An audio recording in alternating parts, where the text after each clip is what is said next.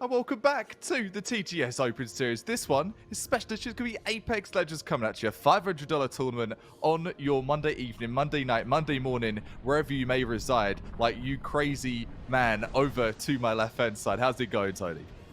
It's going well. I mean, it's 11:41 here on the East Coast. I'm still high energy. I'm still here. I promised you guys it was gonna be a short break, and Uncle Tony delivers. You know I always do. And we're going into Game 5 on the $500 Apex Open Series.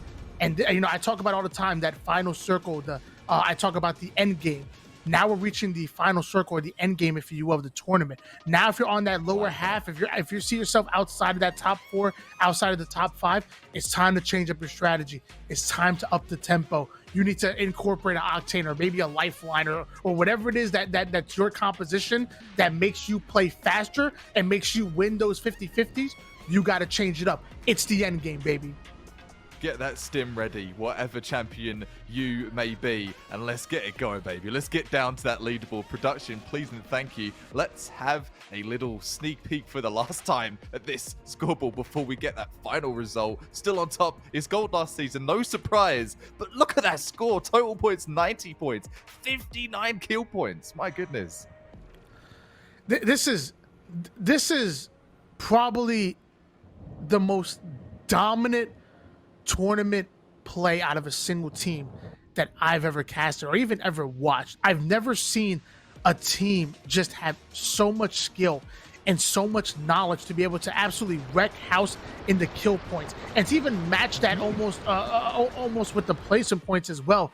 It's insane what we are seeing out of Gold last season. It's almost like they're taking on the entire lobby by themselves with their high aggression, and it's literally insane. Wingman and Simon's money crew, they have I guess increased their lead. They have widen this gap between 2 and 3 as Wingman Associates did, but I promise you, Money Crew right on their tails. We saw them win game number 4. Obviously, they know how to play the end game. If they would have got a little bit more KP, they probably would have been taking second place. So Wingman, they're right on your tails. You got to make sure that you keep that tempo, keep getting those KP, and maybe get a little bit better RP. I want to see you in the final 2, the final 3, and maybe, or dare I say, win the next game.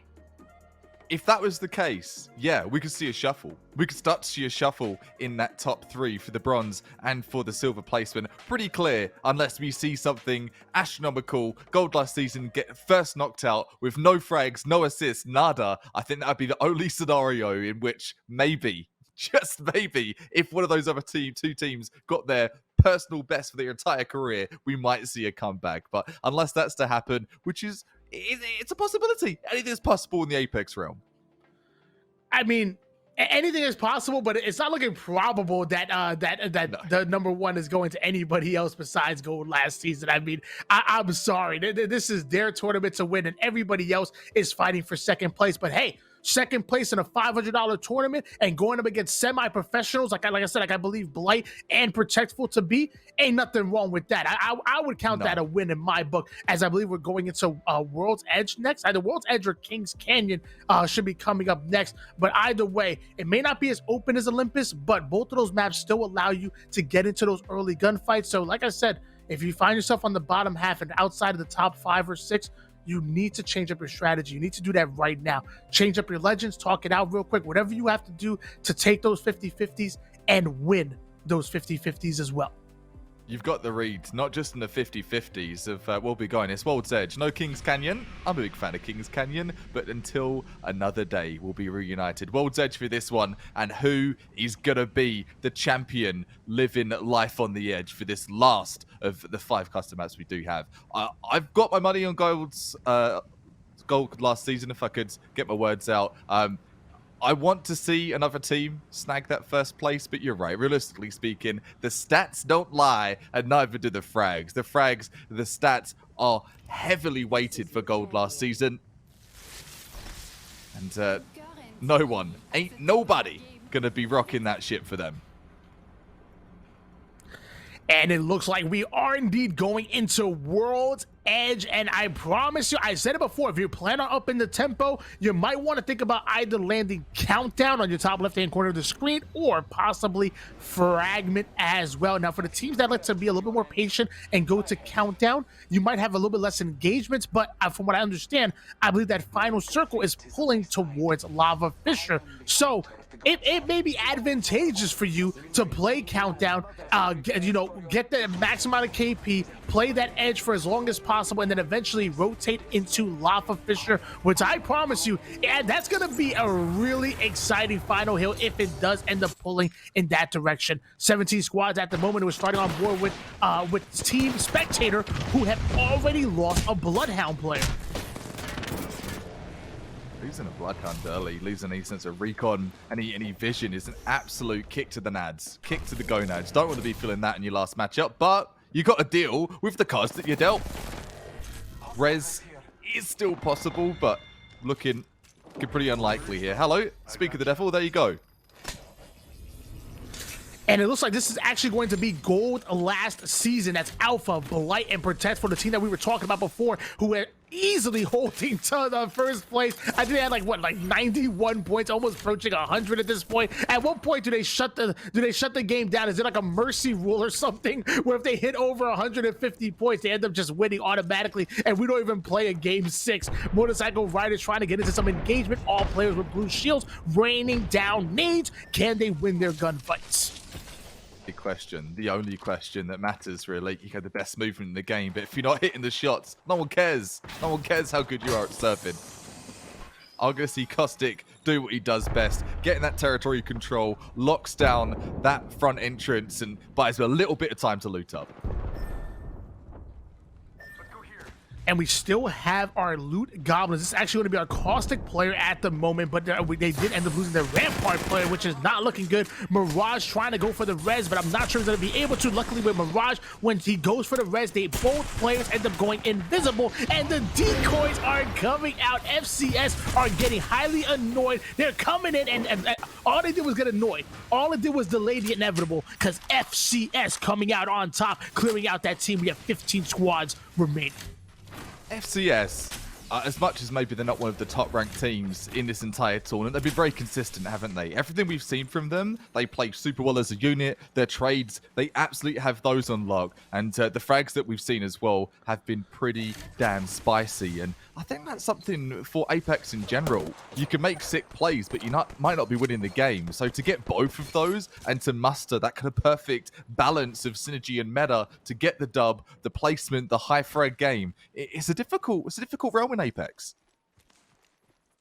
And on board with another team, Sussy Bake, who have been consistent with getting a decent amount of kills, but it seems like their placement points have been not been going well for this team as we're looking into the zone here. And Harvester heavily engaged and outside. This is where I like to land personally a lot. I love to land out here right behind Countdown. You get not many teams go this way, so you get to loot the whole place almost for free, it seems like. And then if you want to get to actually, you can rotate into Countdown, or you can rotate away and more towards staging. I'm a big fan of this area out here, and I'm a big fan of the bow as well. If you hit shots with this bow sec, it can do work. Robin Hood style coming in from Luna Fox. Not able to hit the second set of shots, but just at the beginning of that gunfight, or say that arrow fight, there definitely was a lot of damage being inflicted. At 245 is the damage tick that we've seen from Luna Fox so far. Just go for that finish, does pick up the first frag and breaks the ice. And somehow Bloodhound was still able to do that and not even using his ultimate. So if he gets into another engagement very soon, he could drop that ultimate where he'll get scans coming in, I think it's like every 3 seconds, and the whole map illuminates of what. It's absolutely insane what his ultimate does. Even players as bad of shots as me can hit shots when you're ulted out with a Bloodhound. They have a player in their sights. The tracks are here. They have all the information they need. Can they hunt that player down? Eye of the Allfather is such a dominant ult, used in the right hands. I'd even say underrated within the Apex realm. These arrows, though, they're not underrated. So much damage continuing to be inflicted by Luna Fox here. And very good, doing very good right now with staying alive. Still 14 squads remaining. We are seeing some downs in the top right-hand corner of the screen, so lots of engagement. Looks like that team already winning their gunfight, and we just went down to 13 squads as we were talking. Round one, he'll be closing in 2 minutes and 42 seconds. So, I mean, you could play this late. If you end up in the storm for a bit and taking a little bit of damage, round one isn't that bad. So I'd say, hey, loot up as much as possible. Make sure you're set up for the final circle, but don't take too much time, because eventually you need those KP points if you're outside of the top 5. And I think Can't Stop, Won't Stop are aware of that. That's why they're here in a little bit more of a hotter spot, playing this building and trying to get these slays. You are right, though. Early game, if you want to play in the zone, you want to do a bit of ratty plays, get it done early, and save yourself the heartache and the hard work earlier on. It does take more util, it takes more meds, more shield cells to upkeep the tick rate of that zone. Right now, did see Bloodhounds send out some recon, gets an idea, and here come the frags. And Caustic ended up shooting his gas to set it off early, impairing the sight of Can't Stop, Won't Stop, but also really stopping the push, because if you step into that gas, you will take damage, you will slow down, and give Caustic all the information he needs in order to call out for his team. So Can't Stop, Won't Stop is aware of that. They're going to hold their high ground, which is good first-person shooter fundamentals. I mean, playing high ground and making the team play towards you, there's nothing wrong with that at all. Trying to peek some shots and get some early damage. Notice how Tubby, the man of the hour, I know a lot of the Tubby fans in the chat, he currently only has white shields. I'm gonna need him to pop in some shots, get that 54 damage, and upgrade to blue shields immediately. And just as I say that, the shots come in. He's 9 damage away. He's almost there, Z. He's listening. He's absolutely got you on speed dial. He says, okay, I'm on it, Tony. 1 sec. Sentinel shots are coming in, but nobody home right there as he's getting detected from Bloodhound. That is not good. They know exactly where he is as Atlas holding down that damage, and here comes the Caustic. Oh, man, is that annoying. And once again, a parrying vision doing damage. Caustic is one of the most annoying legends, but he has so much value, especially in a situation like this, but it's not going to matter because our Pathfinder is the first to go down. The white shield's not able to last long, and so does Octane. So Bloodhound by himself in a 1v3 scenario. He's trying to take the pin. He loses his shields and most of his life, and that's going to be it. Our team is going down. RIP Team Tubby. Team Tubby. Can't stop, won't stop. They've been stopped. The stop sign's gone up. The construction worker has rudely and abruptly stopped them in their tracks, and that's a wrap until next matchup. For the time being, though, we'll back with Simon's Money crew. And talking of cash, money, this is one of the top 3 teams that are fighting it out and duking it out to try and get second and stay in that second position. They were the winners of last game and largely showing why with that beautiful slay. And again, I talked about it before. Round 1 zone, you can easily play it and take a bit of damage if you want, especially to get that KP. Chad Giga Beast, which I'm not sure if that's right, but they currently lost 2 of their players right there and only having 1 left as FCS looking good. I'm liking this area right here. They're already replicating and trying to get as much utilities as possible. And usually there's a beacon to scan here, but for some reason there is not. 2 minutes and 15 seconds. The hill is closing in, and as we saw before, it's going to pull more towards Countdown and Lava Fisher. So a little bit of a long ways to go for that team. NFG already in the hill. They're avoiding this Gibby ult that's coming in. I believe that's coming in from the team right there, and we're wondering if they could win their gunfight because they're going to get into an engagement soon here. I did see, I think it was Goddamn that did throw that, just as sort of a defensive fall-off bombardment. I don't know if it's going to be enough. You would have thought bombardment would keep a team back, but whoever it is on the other side, you've got more business in action. It's both sides. The pincer move is coming in.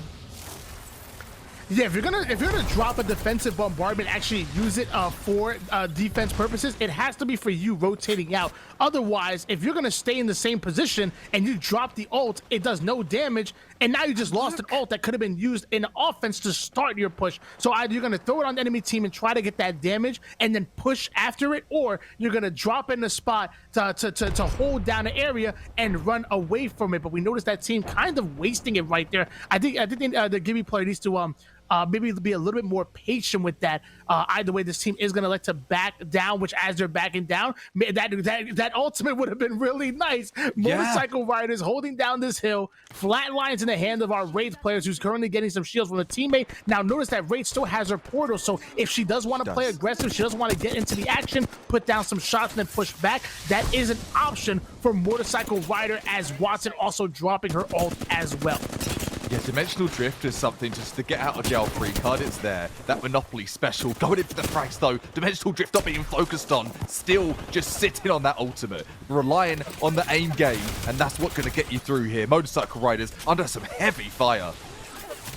And they're currently in top 4. They are aware of it, so they want to make sure that they hold onto their position and try to climb into the top 3, because that's where the big money is. The Slays are coming out, and I believe Motorcycle Riders end up coming out on top of that one. There comes the Elim. One player ends up going down, but that's not going to mean much. They get the revive. 10 squads remaining out of our team that's currently holding 4th place. I think that all goes back down to that fundamental, the use of that defensive bombardment. If it be used slightly differently, and it all comes down to those on the moment, at the time decisions, it just wasn't to go their way. And yeah, if you do throw that down, if you're not falling off of that, they're going to fall right on top of you. And that's what ended up happening, I think, for NFC there. Yeah, I would definitely say the teams to watch out for in the top 4. Gold last season, the Wingman Association, and Simon's Money Crew, and this team right here on screen, Motorcycle Riders. After that, I would say DRM is in the 5th place spot, so they have a chance to maybe eclipse and get into the top 4. But they're going to be your teams to watch out for as we're switching gears, having a little third-person action. I'm loving the view here. Buddy Play still rocking Horizon. Wonder what she's going to do with it. What's this jump pad going to do as well? All the questions for Simon's Money Crew. How are they going to get through to make sure they can have the money on the other side here? So many questions. The gunfights ensue. R301 glued to the hands here of Watson. And it looks like even though he's a #1 Watson main, he's rocking the Octane up in the tempo here, trying to take the high ground. There's a team in the building. R301, the 3 times it can absolutely rip. Let me tell you, when those shots start to hit, shields start to get melted. And notice he also has the jump pad as well. So if that team tries to get away out of a bad situation, they could jump pad and close the distance. So Simon Money Crew looking good, but now it's all about winning their individual pivotal battles. It is no excuses for bad aim. You've got your practice in. You've got the laps in around the pool. Now's party time. Now it's time for the scorecards to come out. And they actually end up going into the building, but they're running into a bit of caustic gas, which is not good. And Oxygen actually taking some damage here. And notice how the Seer ult is coming into tax in. Seer is a new legend and absolutely incredible. He did receive a nerf, but he still his attack is so powerful, and so is that heartbeat, giving ultimate information as Oxygen dropping the thermite, ends up getting damage. That player is burning. Crypto's not going to stand the chance, but there's another one in front of him, and that's going to be an elimination just like that. So fast. Simon Money Crew eliminate another crew, and let me tell you, they're in top 4. They might end up breaking into the top 3 after this game. They're playing lights out. Crypto going down like a non-flavor of the month cryptocurrency there, just instantly being liquidated. Definitely not Doge, that one. And this is not looking very good for our Gold last season, our #1 team, because not only have they lost their Gibby player, but the banner has timed out, so they'll be playing the rest of this game as a duo between Blight and Alpha, or Octane and Bloodhound. And you notice that they even decided to stop running their interesting composition. They were running a Fuse and a Rampart, and they changed back to their Octane, Bloodhound, and Gibby. But losing the Gibby player is not going to be good, as the door ends up getting blown off. Alpha trying to peek, but the Octane ends up going down, which is not good either. Gold last season, already losing 2 players. Alpha going in and not able to take down that Gibby player. That is going to be it for the #1 team. 6 squads remain. Very good indeed. Are able to do what many a team couldn't. Gold last season out the running. one player, I think like 25% of a player there before we're going to get that regen coming in from Elhay. Gibraltar, ability less right now. Definitely vulnerable here late game. On board now with very good, and even though they lost their Octane player, they were able to recover the banner, and there is a beacon pretty close as Gibby taking some damage, has to go in and drop the bubble, drops a nade right behind him, ends up hitting red shield, but Gibby not able to stay alive, and Bloodhound goes down. So although they recovered the banner, they were not able to get away with their life. FCS coming out the victors in that PIV, 5 squads remaining, and no third party coming in just yet, but a care package, which that's much better than a third party. Oh yeah, that's Christmas come early.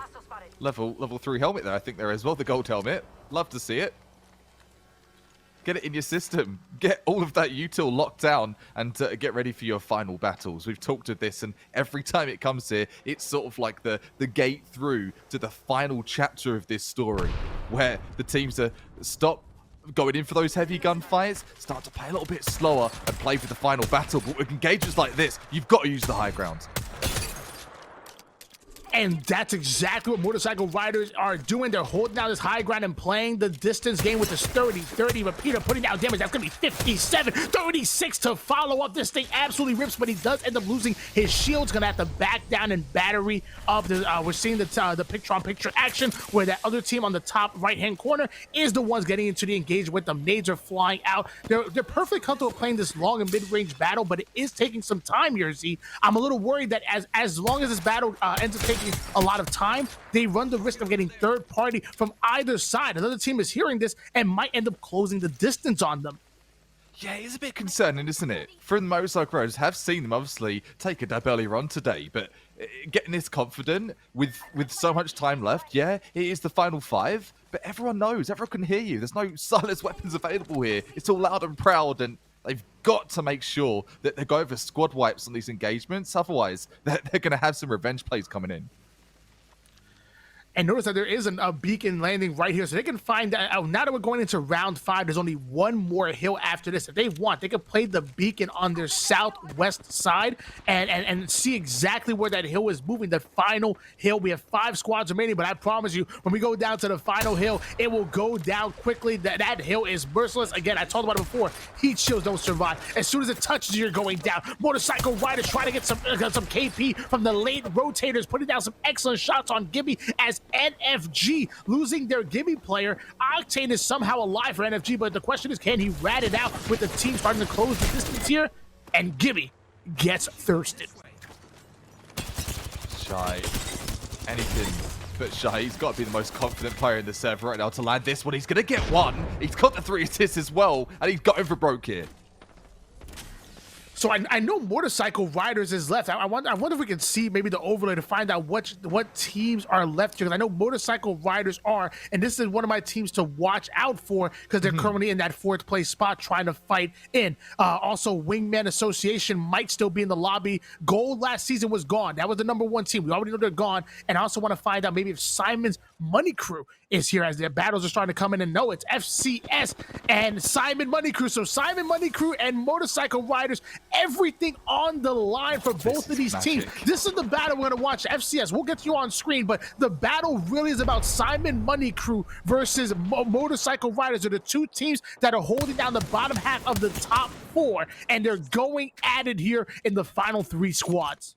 Arcstar just being thrown, lunged at the opponent from FCS, trying to fight for a place in what does feel like a form of a grand final, really. And it is so important indeed, these top 3 teams, 2 of them, the top 2 being within, 2 of the top 3 being in the server right now, still in the server. It's like an arm wrestle that no one wants to lose.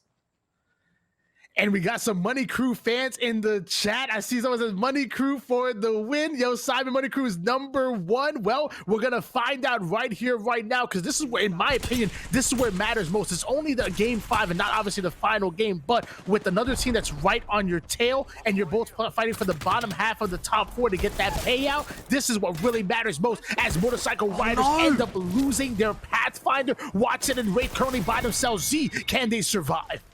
Grappling, zipline deleted, gone. Message deleted. No time to go back to the voicemail though. You've got to stay focused, got to keep your head in the game. The jump head goes down. I'm going to see what we can have from Simon's Money Crew. This is so important.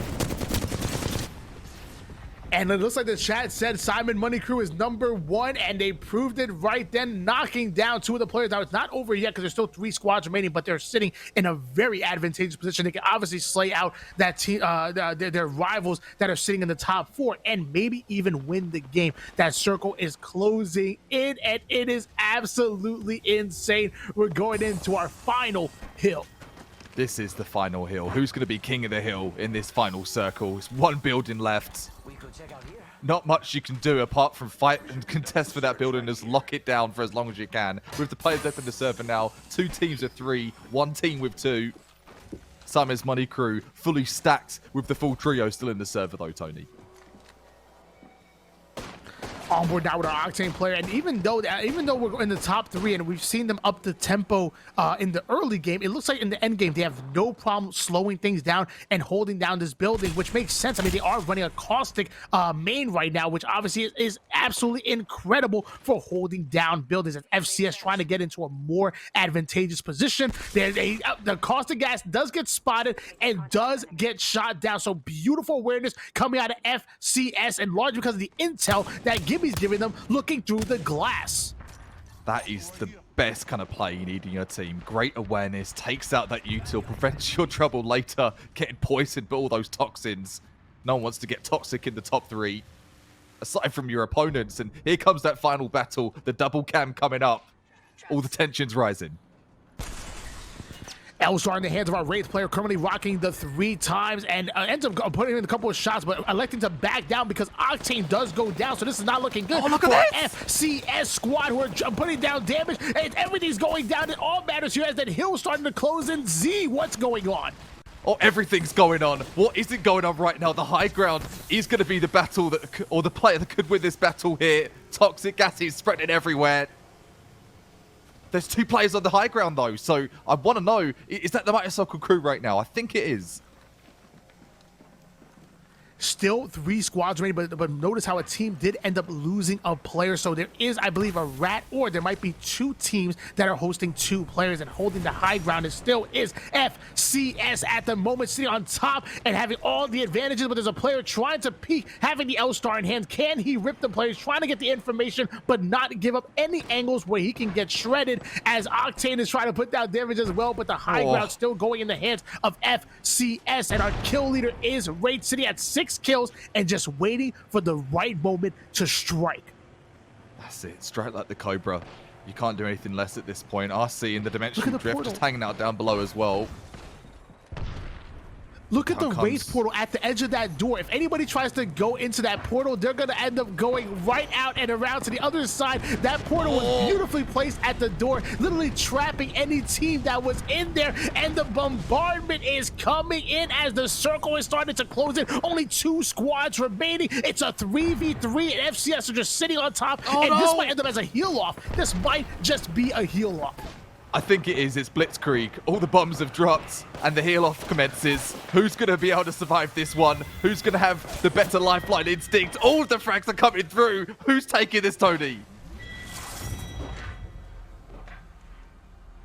And after all that, after all of that chaos, FCS are going to be triumphant and get themselves the gold for this one. My gosh, I'll be honest with you. I mean, I said it, we're going to check back with FCS later, but I wanted to know about those 2 teams that were in the top 4. And sad, I believe Simon Money Crew might have made it on top of their rivals. But the question is, did they do enough in the KP to increase that gap that they had over Motorcycle Riders? It was Simon's Money Crew that was sitting in 3rd place with 46 points, and Motorcycle Riders that were behind them at 32 points. So that was nice to see them go at it. I believe Simon's Money Crew got the best of them, at least as far as placement goes, but did they do the work in the kills, Z? Big question, and that's the question. Production, get crunching those numbers, please and thank you. One thing I do know for certain, and this is something to keep tabs on as well, Gold last season, they got deleted pretty early in that matchup, and it really left an open spread of what seemed to be a bit more of an even team. They are a league above, and definitely in their own league, if you will. What's going to happen in this last matchup? Are Gold last season going to be able to hold on to the power as the power struggle keeps going on? We will find out in just a jiffy. What are you hoping to see from this last matchup? Are you hoping to see jump in with some new champions, stick to the true and tested? What do you think is important as you get into these later games, Tony? All right, I'm gonna be very specific. I need Gold last season to go out as the first squad. Somebody take the 50-50, put down Gold last season immediately. So that, because then at that point, I mean, they've built themselves enough of a lead, but they didn't have a really good game 5. I'm not sure if they even had a lot of KP, and they definitely didn't have the best placement points. Now the question is, if they go down early in game 6, maybe that might open things up for Wingman Association, Simon's Money Crew, or Motorcycle Riders to climb up on top of them. But if Gold last season slay out one team and get a decent amount of placement points, I think no matter what, they're probably gonna end up winning this tournament. So everybody under the sound of my voice, find Gold last season and put them down. And just get news from production. I was going to mention it, and thank you so much for that one, Jay. FCS, 17 kills there. 17 kills. So if that's something they can repeat in this last matchup, they could very well see themselves solidify something in that top 3 and even the top 4 to get the prize pool that they are all looking for. So much to talk about, and we'll be continuing to talk about it right after this short break for the TGS Apex Open Series.